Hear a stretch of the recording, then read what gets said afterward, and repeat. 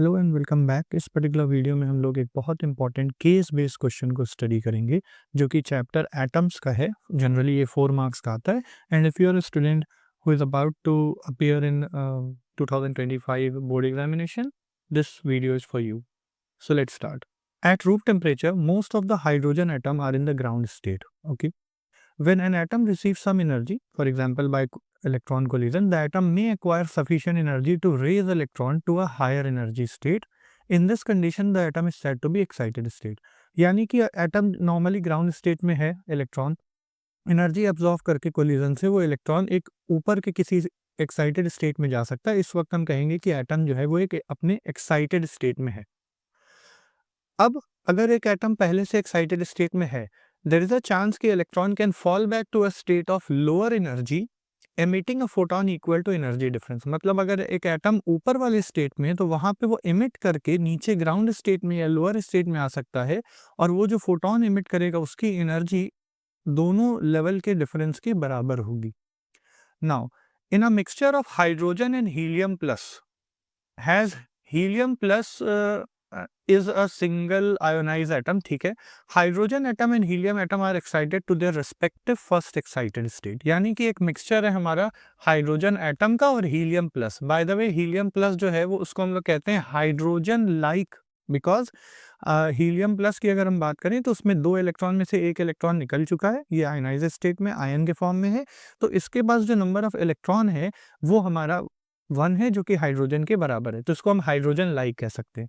तो हाइड्रोजन और हीलियम के मिक्सचर में जहाँ पे हीलियम एक सिंगल आयोनाइज्ड हीलियम एटम है, वहाँ पे हाइड्रोजन और हीलियम एटम दोनों ही are excited to their respective first excited state. मतलब दोनों ही अपने फर्स्ट एक्साइटेड स्टेट में है, हाइड्रोजन अपने फर्स्ट में और हीलियम का जो आयन है वो अपने फर्स्ट एक्साइटेड स्टेट में है। Subsequently hydrogen atom transfer their total excitation energy. मतलब ग्राउंड स्टेट से जो फर्स्ट एक्साइटेड स्टेट में वो है, इसके करस्पॉन्डिंग वो वापस अपनी ग्राउंड स्टेट में आएगा और जो एनर्जी एमिट करेगा वो ट्रांसफर कर दे रहा है हीलियम आयन को बाय कोलिजन। ठीक है, अब हमें इतनी डेटा को समझते हुए 4 क्वेश्चन का आंसर करना है। जो पहला क्वेश्चन है सबसे इंटरेस्टिंग और लेंदी क्वेश्चन यही है, the quantum number n of the final of the state finally populated in helium plus ion. यानी कि हीलियम पहले से कहाँ पे है, हाइड्रोजन और हीलियम दोनों ही अपने फर्स्ट एक्साइटेड स्टेट में है, लेकिन हाइड्रोजन एटम क्या कर रहा है, अपनी एनर्जी को फर्स्ट एक्साइटेड स्टेट की एनर्जी को वो ट्रांसफर कर दे रहा है फर्स्ट एक्साइटेड स्टेट से। जब वो ग्राउंड में आ रहा है तो वो जो एनर्जी है उसको ट्रांसफर कर दे रहा है हीलियम को। और अब हमें बताना है कि हीलियम जिस भी फाइनल स्टेट में है उस स्टेट का क्वांटम नंबर जो n है वो क्या होगा, 2, 1, 4 और 5। तो ये क्वेश्चन अगर समझ में आ गया, अभी हम इसका डायग्राम भी देखेंगे, बट उससे पहले कुछ डेटाज जो दिए हैं उनको हम लोग देख लेते हैं। एक बहुत इंपॉर्टेंट फॉर्मूला जो इस क्वेश्चन में अप्लाई होगा वो एनर्जी का है। एनर्जी हमें पता है बोहर्स की थ्योरी में ये निकल के आती है, En equal to -13.6 upon n square. कुछ स्टूडेंट बस इतना ही याद रखते हैं, बट हमको जेड स्क्वायर भी याद रखना होगा।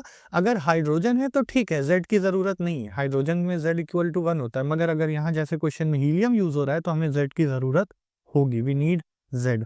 तो हम ये वाला फॉर्मूला ज़रूर याद रखेंगे। इलेक्ट्रॉन वोल्ट में है -13.6 upon n square Z square. N हमारा ऑर्बिट का नंबर है, first orbit, second orbit, third orbit.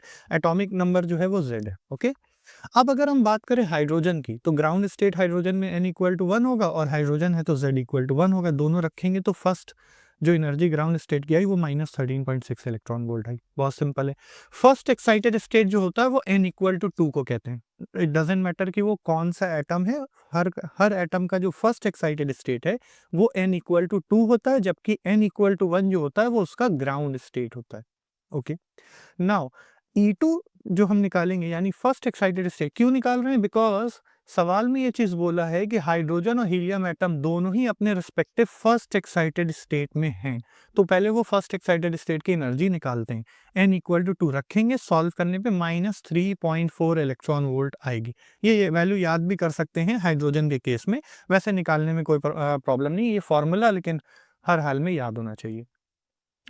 तो अब सवाल ये आया कि एटम, चूंकि हाइड्रोजन एटम अपनी एनर्जी को ट्रांसफर कर रहा है हीलियम का, तो ट्रांसफर का मतलब क्या है, अब इसको डायग्राम से हम लोग समझते हैं। ये रहा ग्राउंड स्टेट हाइड्रोजन एटम का, और ये रहा first excited state hydrogen atom का। इलेक्ट्रॉन फर्स्ट एक्साइटेड स्टेट में है और वहां से वो ग्राउंड स्टेट में आ रहा है, और जो एनर्जी निकल रही है वो एनर्जी वो ट्रांसफर कर रहा है हीलियम को। अभी हीलियम को हम बाद में देखते हैं, अभी हाइड्रोजन को पहले समझते हैं। तो हाइड्रोजन है -3.4 इलेक्ट्रॉन वोल्ट में, और अगर वो इमिट करेगा एनर्जी, ट्रांसफर करेगा एनर्जी, तो वो आ जाएगा अपने ग्राउंड स्टेट में, जो कि है -3.6 इलेक्ट्रॉन वोल्ट। यानी कि जो इनका डिफरेंस है ना, इतनी एनर्जी को वो इमिट करेगा, और वही एनर्जी हीलियम एब्जॉर्ब करेगा। वो एनर्जी कितनी होगी वो हम लोग देख लेते हैं। वो एनर्जी होगी दोनों E2 और E1 का डिफरेंस। E2 है -3.4 और E1 है -13.6, और सब्सट्रैक्ट करेंगे तो +13.6। सॉल्व किया, वी गेट 10.2 इलेक्ट्रॉन वोल्ट। यानी कि ये वो एनर्जी है जो कि इन दोनों के डिफरेंस के बराबर है। यही एनर्जी हाइड्रोजन एटम जो है, हाइड्रोजन एटम वो एमिट करेगा, और हीलियम आयन जो है वो उसको एब्जॉर्ब करेगा। अकॉर्डिंग टू क्वेश्चन, ट्रांसफर का यही मीनिंग है यहाँ पे। तो हमको ये तो पता चल गया कि ये हीलियम एटम इतनी एनर्जी एब्जॉर्ब करेगा, हीलियम का आयन जो है।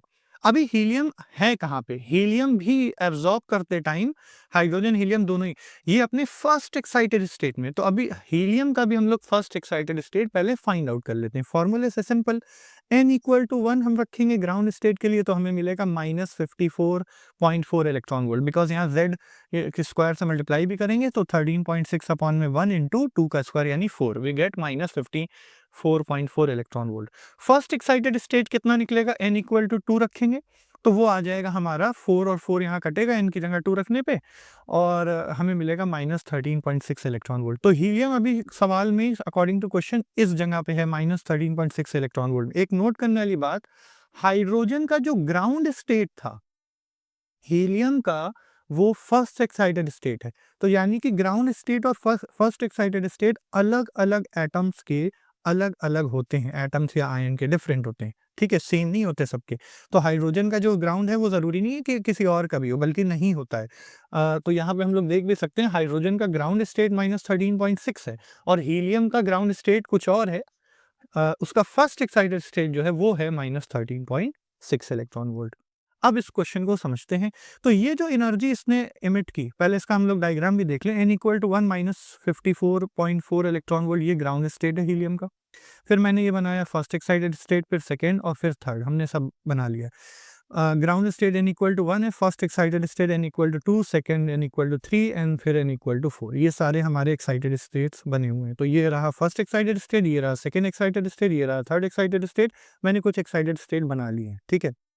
अभी यहाँ पे हीलियम एटम पहले से है अपने फर्स्ट एक्साइटेड स्टेट में, मतलब उसके पास एनर्जी कितनी है, -13.6 इलेक्ट्रॉन वोल्ट। इसी -13.6 इलेक्ट्रॉन वोल्ट में वो 10.2 इलेक्ट्रॉन वोल्ट ऐड हो जाएगी, क्योंकि क्वेश्चन क्या कह रहा है, क्वेश्चन कह रहा है hydrogen atom transfer their total excitation energy to helium. Excitation energy मतलब ये जो गैप है, ये एक्साइटेशन एनर्जी का गैप, ये एनर्जी ट्रांसफर कर दे रहा है हीलियम को। हीलियम है कहाँ पे, -13.6 इलेक्ट्रॉन वोल्ट पे। तो देख लेते हैं फाइनल स्टेट हीलियम का कितना होगा, -13.6 प्लस 10.2 सॉल्व करने पे आएगा -3.4 इलेक्ट्रॉन वोल्ट। और वो हमारा आ रहा है, फॉर्मूले से ही ये सारी एनर्जीज निकालेंगे। फॉर्मूले में n=2 रखेंगे, 3 रखेंगे, 4 रखेंगे, तो हमें जो एनर्जी निकल के आएगी फाइनल स्टेट की, वो कितनी आ रही, -3.4 इलेक्ट्रॉन वोल्ट। वो यानी कि ये है, मतलब वो यहाँ से निकल के आ जा रहा है यहाँ पे। अभी अगर हमने ये मान लो फाइंड कर लिया कि भाई -3.4 इलेक्ट्रॉन वोल्ट आया, तो क्वांटम नंबर n कैसे निकलेगा? उसके लिए हम लोग कुछ नहीं करते। ये एनर्जी है जिसमें जिस स्टेट में इलेक्ट्रॉन फाइनली पहुंच गया, हीलियम एटम पहुंच गया है। फॉर्मूला क्या होता है, किसी भी स्टेट का फॉर्मूला क्या होता है, -13.6 अपॉन में n square into Z square, और ये वैल्यू अभी फाइनल आई है कितनी, -3.4। तो इक्वेट कर देते हैं, यहाँ पे रख के इक्वेट करते हैं।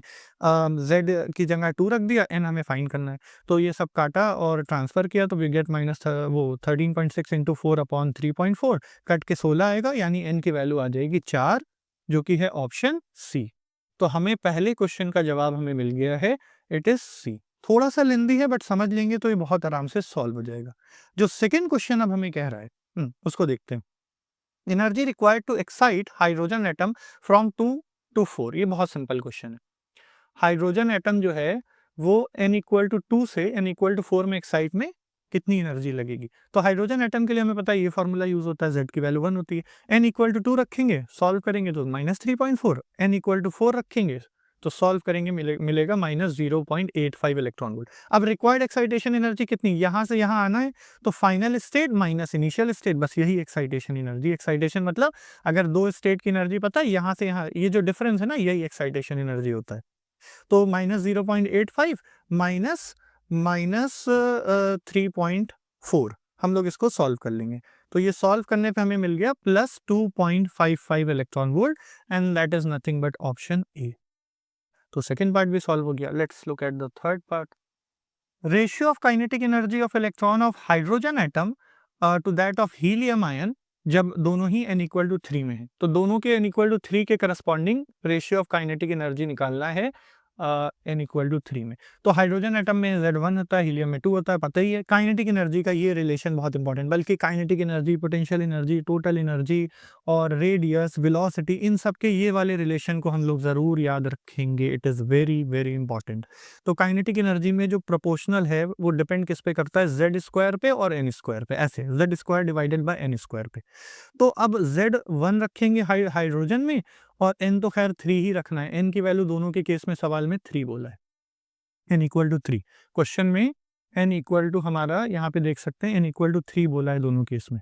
ओके, तो अगर n=3 बोला है तो दोनों के डिनोमिनेटर में n=3 हमने रखा, न्यूमरेटर में हाइड्रोजन में 1 और डिनोमिनेटर में यहाँ पे हीलियम है तो 2 रखा है। सॉल्व किया तो ये आ गया 1/9 और ये फ्लिप होके 9/4 कट के we get 1/4, and that is nothing but option A.